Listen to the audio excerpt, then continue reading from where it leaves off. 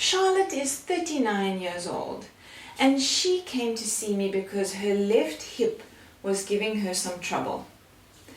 Charlotte is a dietitian and a very, very busy lady.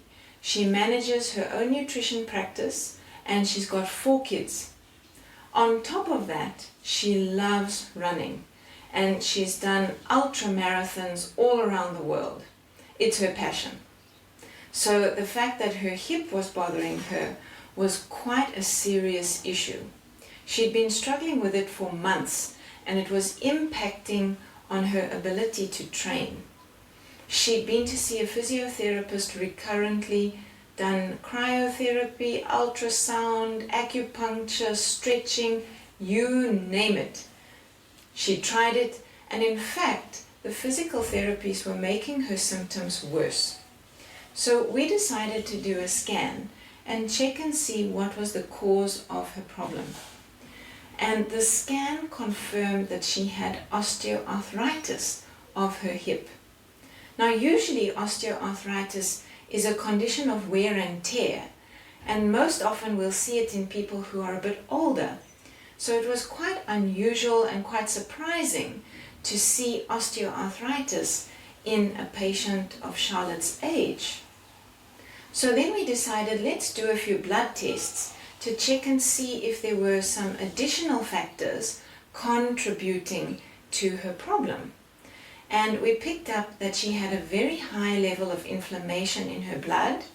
We saw that her vitamin D was very low, and we found that her cortisol level was very high. All of these factors could certainly play a role in increasing her risk towards osteoarthritis. Charlotte was devastated when she got the scan results. In fact, I remember she started crying in my office and she said to me, "Doc, does this mean I'll never be able to run again? And do you think I need to go for a hip replacement?" So fortunately for Charlotte, we had some options before going to the extreme of visiting the orthopedic surgeon. I asked her about her nutrition, and she said to me, "Dr. Karen, you know how the mechanic's car is always breaking down?" Well, that's a bit like me, because she said that she was super busy, obviously running her practice, taking care of the kids, getting enough time to train and do her fitness. It was tough for her to focus on her own nutrition. So in the morning, she'd often grab like a cereal bar or protein bar. For lunch, she was out and about, so it would be paninis or pizza.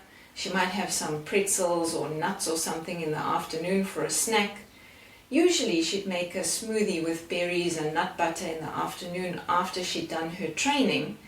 But for dinner, most of the time, she ate what the kids didn't finish. So mashed potatoes, fish fingers, maybe some spaghetti bolognese.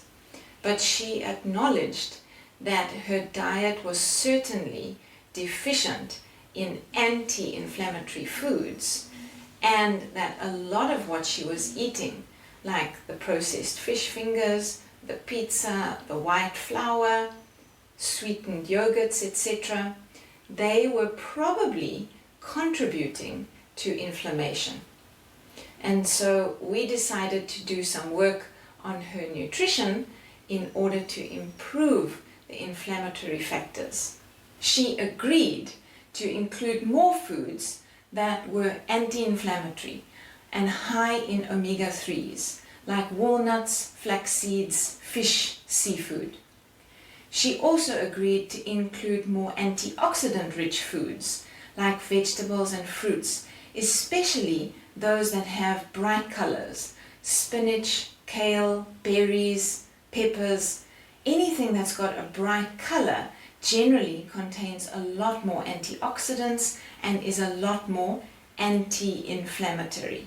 She also said that she needed to include more foods that support joint and bone health. Fish, especially fish that has bones in it, like sardines, anchovies, mackerel, herring, all help to support bone and joint health.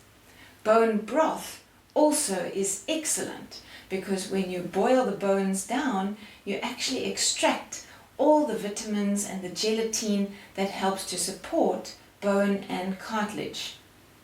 She said that she would certainly include foods that are higher in proteins and amino acids that are excellent for healing. Eggs, meat, chicken, fish. And more foods containing healthy fats that help with joint lubrication. Olive oil, nuts and seeds, avocado, coconut and coconut oil, as well as a little bit of dark chocolate instead of her protein bars or snack bars. I then asked her about her training schedule, and again she said to me, little bit deficient in what is necessary because she really only felt she had time to run. But I encouraged her at least once a week to do some lower body strength training because you need to condition the muscles around the joints in order for the joint to be stable and to have the mechanical forces balanced so that you're not ending up with excessive wear and tear. So she decided to enlist the services of an exercise physiologist. This is a person who is trained in understanding how the body moves and works from a mechanical perspective. And she was given specific strengthening exercises to stabilize her hip. Beautifully, that exercise actually improved her running style, and she found that her times were better because she was increasing the strength of her lower body. And then we needed to target the high cortisol. Obviously, her life was quite stressful. Kids, a business, putting pressure on herself. She also didn't have much time for sleep. But I asked her to incorporate some deep breathing exercise as well as some good stretching, especially after her long runs, so that she could activate the parasympathetic nervous system and decrease her cortisol level.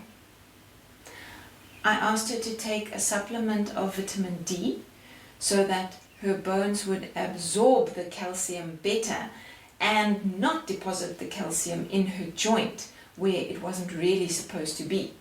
And then finally, I asked her to try intermittent fasting.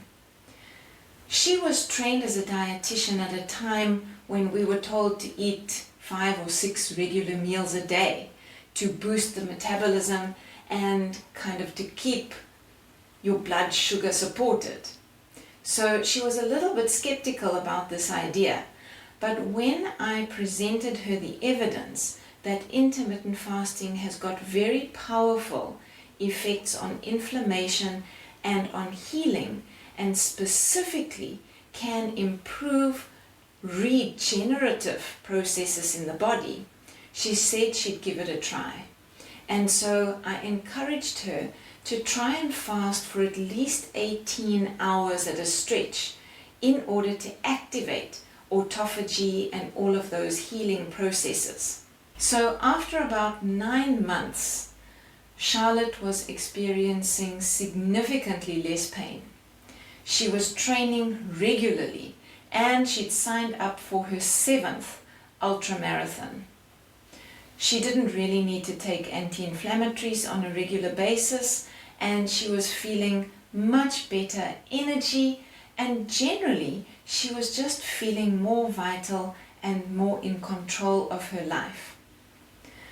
We didn't repeat her scan because the improvement clinically was significant for us to say there's no necessity to go looking at her hip again. She was quite happy with the improvement, and I didn't want to expose her to more radiation. But this case illustrates that lifestyle interventions have got the power to improve potentially even reverse osteoarthritis. So here are my top 3 tips for improving or managing osteoarthritis using lifestyle interventions. Number 1, targeted exercise. Make sure that the joint that is affected by osteoarthritis is supported and stabilized by strong surrounding muscles. If you need help, then get a biokineticist, a physiotherapist, or an exercise physiologist to guide you and support you with supervised exercises that are specific to the joint and to the type of pathology that you have. That can make a tremendous difference in your symptoms and your ability to do your day-to-day activities. Number 2, try intermittent fasting. Fasting has got the power to activate regenerative and healing processes in the body, and it also helps to reduce inflammation. So this can be a fantastic way to improve the actual pathology that's happening in the joint, and it might even help reverse the damage that has been done. Most of the time, to enjoy those benefits, you'll need to fast for longer than 18 hours, at which point most people will activate autophagy and the healing processes. And number 3, enjoy a whole food diet that is supportive to your joints and your bones. Eat plenty of fresh produce, vegetables, fruits, whole grains, nuts, seeds, healthy fats from avocado and coconut and fish and seafood. Make sure that you're getting plenty of minerals. Bone broth is fabulous, so that your joints are supported from the inside. If you give your joints the raw materials that they need to manufacture new cartilage and to keep the joint capsule nice and lubricated, and to keep your muscles well supported with plenty of healthy proteins, then you are going to be winning. So these are my top 3 tips for improving or even reversing osteoarthritis using lifestyle change.